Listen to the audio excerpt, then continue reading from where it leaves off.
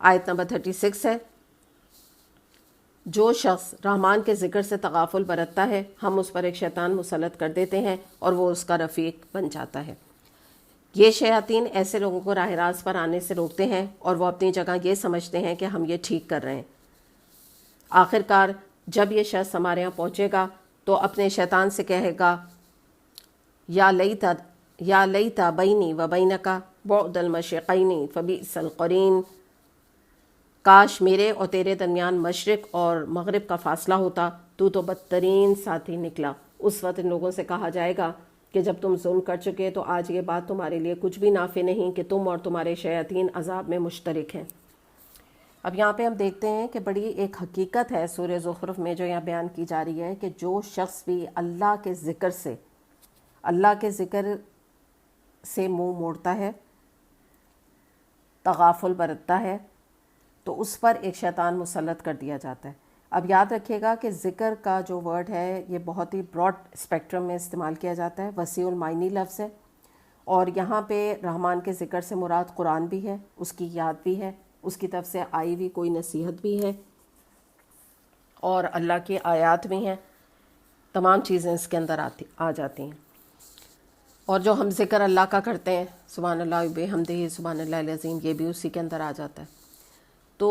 بتایا جا رہا ہے کہ جو شخص بھی بیسکلی قرآن سے تغافل برتتا ہے، بے اتنائی برتتا ہے، قرآن کو نگلیکٹ کرتا ہے،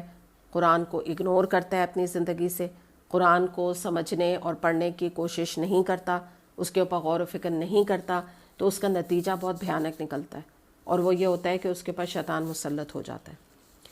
تو اب یہاں پر ہم یہ کچھ احادیث سے بھی یہ جو آیات ہم نے پڑھی اس کو سمجھیں گے۔ سب سے پہلے ہم دیکھتے ہیں ترمذی میں حدیث آتی ہے، نبی کریم صلی اللہ علیہ وسلم نے فرمایا شیطان انسان کے جسم میں خون کی طرح گردش کرتا ہے۔ پھر ہم دیکھتے ہیں ابو یعلا نے روایت کی ہے، حدیث ہے، رسول اللہ صلی اللہ علیہ وسلم نے فرمایا جب انسان اللہ کا ذکر کرتا ہے تو شیطان پیچھے ہٹ جاتا ہے، اور جب تک وہ اللہ کے ذکر میں مشغول نہیں ہوتا وہ اپنی چونچ انسان کے دل پر رکھ کر اس میں برائیوں کے وسوسے ڈالتا رہتا ہے۔ اب ہم دیکھتے ہیں ایک اور ہمیں حدیث ملتی ہے کہ جس سے کہ ہمیں یہ شیطان کی آپ سمجھ لیجئے کہ اس کا جو ٹیکٹکس ہیں ان کے بارے میں ہمیں پتہ چلتا ہے۔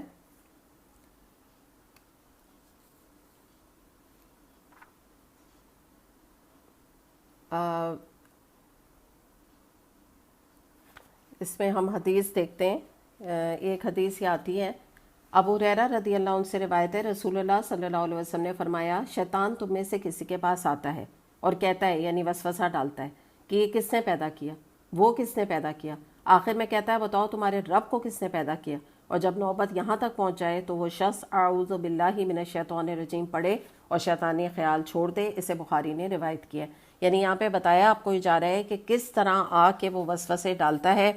اور کیسی کیسی باتیں انسان کے دل میں ڈالتا ہے، اور خاص طور پہ جب وہ قرآن سے غافل ہوتا ہے تبھی تو ایسی باتیں اس کے ذہن میں آتی ہیں، ورنہ جو شخص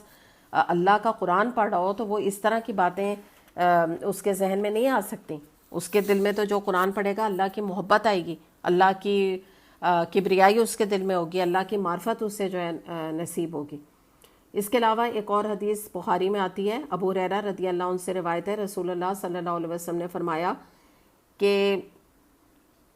تم میں سے جب کوئی نماز کے لیے کھڑا ہوتا ہے تو شیطان اس کی نماز میں شبہ ڈالتا ہے، پھر اس کو یاد نہیں رہتا کہ کتنی رکعتیں اس نے پڑھی، اس لیے جب تم میں سے کسی کو ایسا اتفاق ہو تو بیٹھے بیٹھے 2 سجدے کر لے، یعنی سجدہ سہو کا بھی ذکر ہے۔ تو ہمیں پتہ چل رہا ہے کہ دیکھیں آتا تو وہ شیطان جو ہے نا وہ یقیناً نیک لوگوں کے پاس بھی آتا ہے، بد کے پاس بھی آتا ہے، لیکن فرق یہ ہوتا ہے کہ حالت نماز میں اگر کسی کو شیطان بہکاتا ہے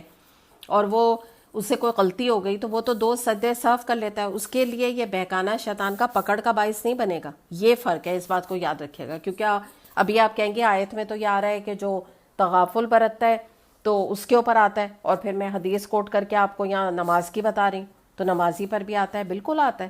آپ قرآن پڑھتے ہیں آپ پہ بھی آتا ہے، آپ ابھی تفسیر سن رہے ہیں آپ کے دل میں بورڈم ڈالے گا،